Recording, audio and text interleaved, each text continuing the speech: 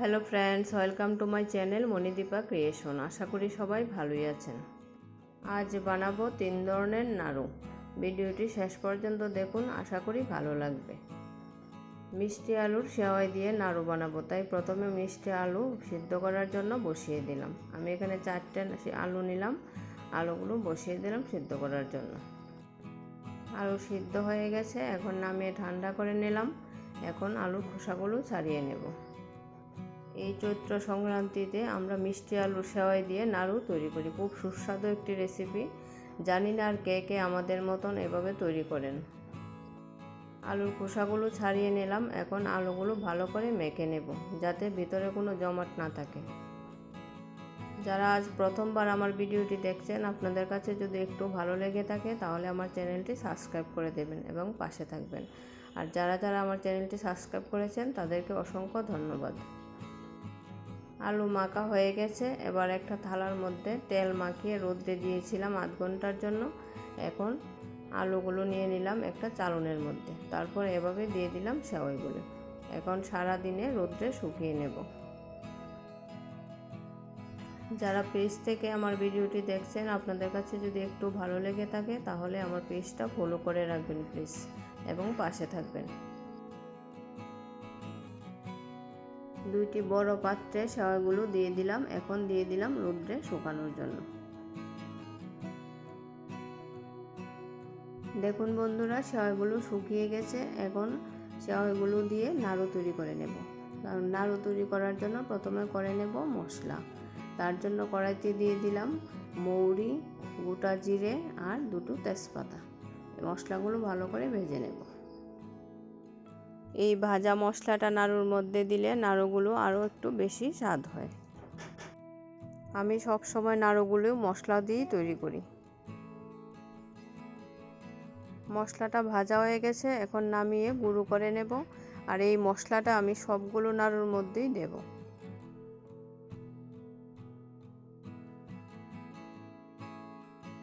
প্রথমে নিলাম আলুর সেওইগুলি, এখন কড়াইতে ভেজে নেব।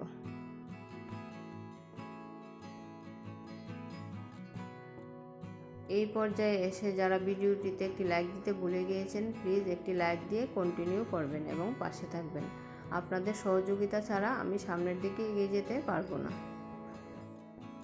মিষ্টি আলুর সেওইগুলো ভেজে নিলাম। এখন নামিয়ে রেখে দিলাম একটু ঠান্ডা হওয়ার জন্য। এখন নিলাম মুড়ির সেওই। মুড়ির সেওইগুলো একটু ভেজে নেব। মুড়ির সেওই দেওয়ার পদ্ধতিটা আমি দেখাইনি। মুড়ি গুঁড়ো করে তারপর গরম জল দিয়ে ভালো করে মেখে নিই। তারপর সেওইগুলি ঠিক একইভাবে চালন দিয়ে রোদে শুকিয়ে নিই।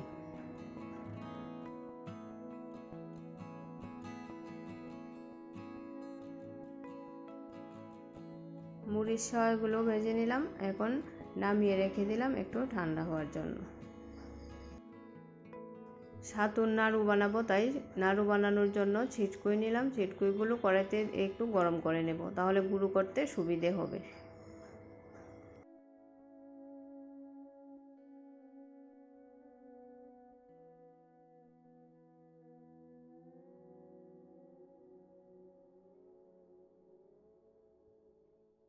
গরম করা হয়ে গেছে, এখন নামিয়ে নিলাম। নামিয়ে গুঁড়ো করে নিলাম।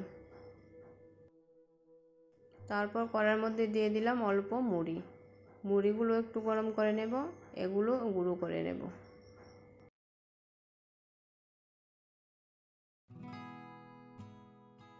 তারপর কড়াইতে নিলাম অল্প তিল। তিলগুলো অল্প চুড়ে নিয়েছি, যতটা পারি পরিষ্কার করে নিয়েছি। তারপর ধুয়ে কড়াইতে দিয়ে দিলাম। তিলগুলো একটু ভেজে নেব। তেলগুলো ভাজা হয়ে গেছে, এখন নামিয়ে তেলগুলো একটু গুঁড়ো করে নেব। 3 ধরনের গুঁড়ো মিশিয়ে তারপর ছাতুর নাড়ু বানাবো।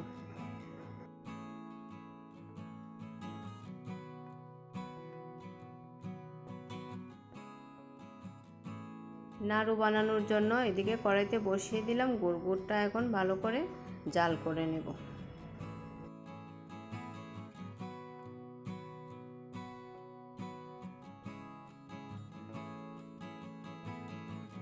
নাড়ু বানানোর জন্য একদম গুড় রেডি হয়ে গেছে। এখন নামিয়ে নাড়ুগুলো বানিয়ে নেব।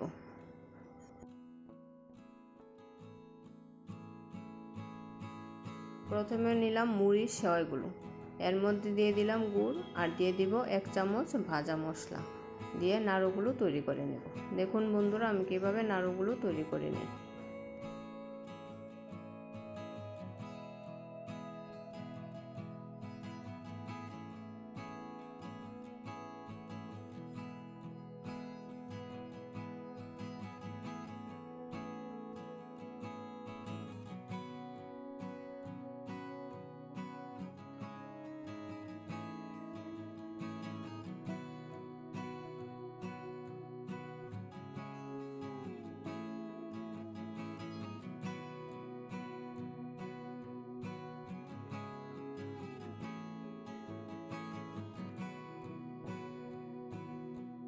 মুড়ির সেওয়ার নাড়ুগুলো তৈরি করে নিলাম।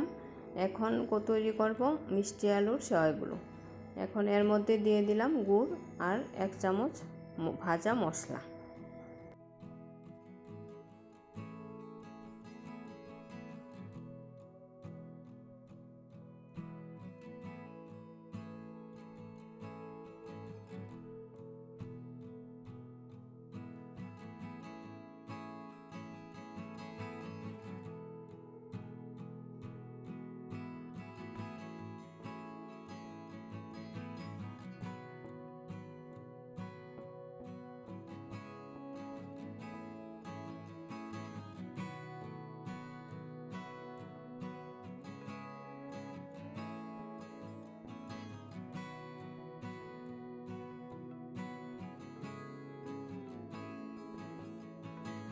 ঠিক একইভাবে মিষ্টি আলুর সেওয়াইয়ের নাড়ুগুলো তৈরি করে নিলাম।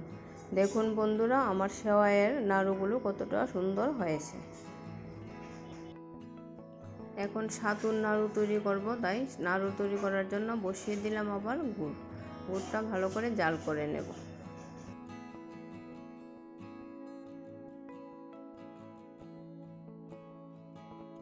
নাড়ু তৈরি করার জন্য গুড়ের পাকটা একদম পারফেক্ট হয়েছে। এখন নামিয়ে নাড়ুগুলো তৈরি করে নেব।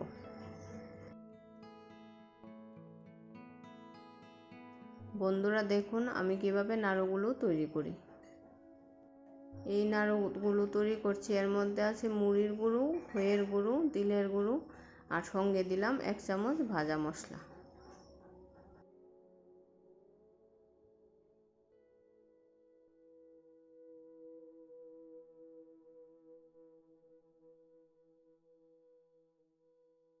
ভিডিওটি কেমন লাগলো অবশ্যই কমেন্টে জানাবেন।